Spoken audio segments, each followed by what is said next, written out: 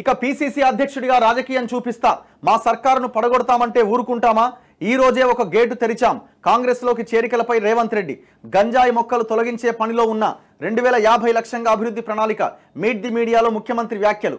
So ప్రతి గంజాయి మొక్కను తొలగించే ప్రయత్నం చేస్తున్నారు కాబట్టి మేము ఏ గంజాయి మొక్క ఉందన్నది మేము మీకు రాసి పెడతాం. ఆ గంజాయి మొక్కలన్నింటినీ తొలగించండి. నెంబర్ 1 నవీన్ మిట్టల్ తొలగించండి, ఇది పెద్ద గంజాయి మొక్క. నెంబర్ 2 జయేష్ రంజన్. నేను ఎందుకు వీళ్ళ పేర్లు రాస్తున్నా? బక్కా జెట్సన్ కంప్లైంట్ చేస్తే కేంద్ర విజిలెన్స్ రాష్ట్ర ప్రభుత్వానికి లెటర్ రాసింది, వీళ్ళ మీద చర్యలు తీసుకోండి అని. ఇంతవరకు చర్యలు పాడలేవు. మరి ఎక్కడ గంజాయి మొక్కలు తొలగిస్తున్నట్టు?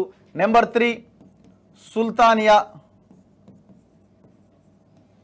ఇంకెవరున్నారు? నెంబర్ 4 నవీన్ మిట్టల్, జయేష్ రంజన్, సుల్తానియా, విద్యాసాగర్ రెడ్డి. వీళ్ళంతా విద్యాసాగర్ రెడ్డి స్త్రీనిధిలో ఉన్నాడు, రూరల్ డెవలప్మెంట్ దాంట్లో స్టిల్ ఇంకా కొనసాగుతున్నాడు. ఈయన రిటైర్డ్ ఆఫీసర్ దట్టు, 75 ఏళ్ళు. ఈయనకి గంటకు 4 సార్లు బాత్రూమ్ పోతుందా అని ఆయన ప్రశాంతంగా ఉండలేడు. స్టిల్ కంటిన్యూ అవుతున్నాడు. ఈయన తమ్ముని తెచ్చి సీఎం పేషీలో పెట్టుకున్నారు. ఆయనను చూసి ఇప్పుడు ఈయన ఎగురుతున్నాడు.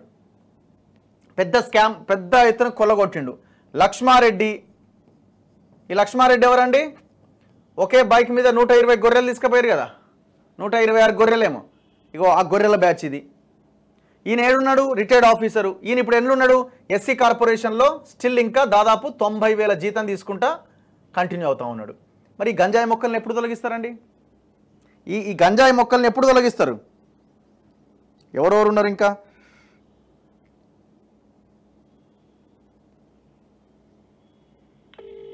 జడ్సన్ గారికి ఒకసారి కాల్ చేద్దాం. హలో, గుడ్ మార్నింగ్ అన్న. ఈ గంజాయి మొక్కల్ని తొలగిస్తామన్నారు, ఎవరెవరు ఉన్నారన్నా? మనకి ఇంకా నవీన్ మిట్టల్, జయేష్ రంజన్, సుల్తానియా, విద్యాసాగర్ రెడ్డి, లక్ష్మారెడ్డి, ఇంకేమైనా పేర్లు ఉన్నాయా?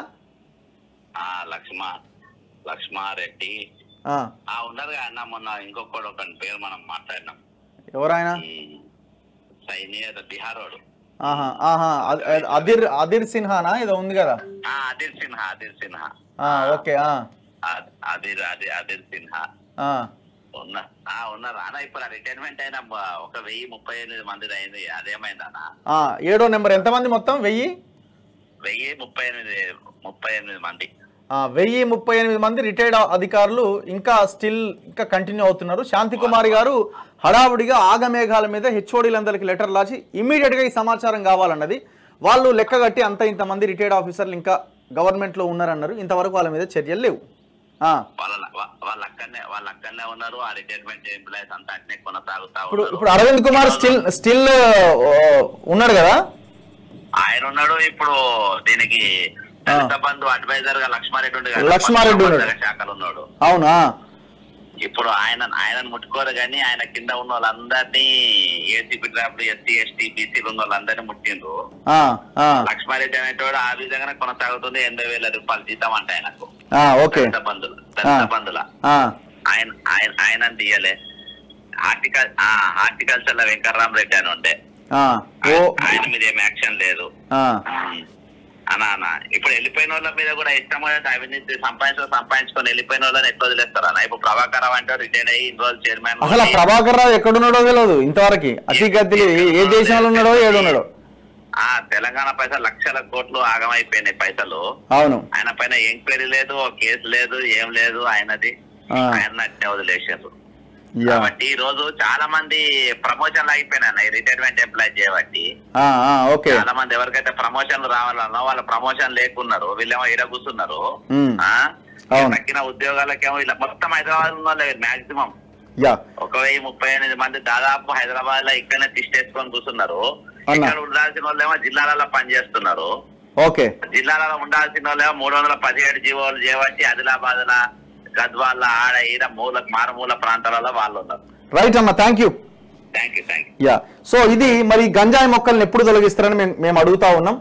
సో మీరు దీన్ని ఎట్లా తీసుకుంటారు అన్నది మీరే డిసైడ్ చేసుకోండి. మరి గంజాయి మొక్కల్ని తొలగిస్తున్నామన్నారు. నిన్న తన్నీరు హరీష్ రావు అన్ననో తమ్ముడో తన్నీరు శ్రీరంగారావు ఈఆర్సీ చైర్మన్ పేరును మీరు ప్రస్తావించారు. సంతోషం, ఆయన కేసీఆర్ మనిషి ఇంకా కంటిన్యూ అవుతున్నాడు. ఆయన పేరును ప్రస్తావించి మేము గంజాయి మొక్కల్ని ఏరి పారేస్తున్నాం అన్నారు. మరి ఆయన ఒక్కడే లేరు కదా, నవీన్ మిట్టల్ గురించి, సుల్తానియా గురించి, విద్యాసాగర్ రెడ్డి గురించి, లక్ష్మారెడ్డి గురించి, వీళ్ళందరి గురించి ఎందుకు మాట్లాడతలేరు? 1000 మందికి పైగా ఉన్న రిటైర్డ్ ఎంప్లాయీస్ లిస్ట్ మీ దగ్గర ఉండగా ఎందుకు ఇంకా చర్యలు తీసుకుంటలేరు? ఒక్కసారి సమాధానం చెప్పాల్సిన అవసరం ఉంది. 100 డేస్లో మీరు ఇది చేయడానికి అవకాశం లేదా? పోనీ అదన్నా చెప్పండి, మాకు సమయం లేదు, ఇంకా సమయం కావాలా? 100 రోజులు కూడా సరిపోదా?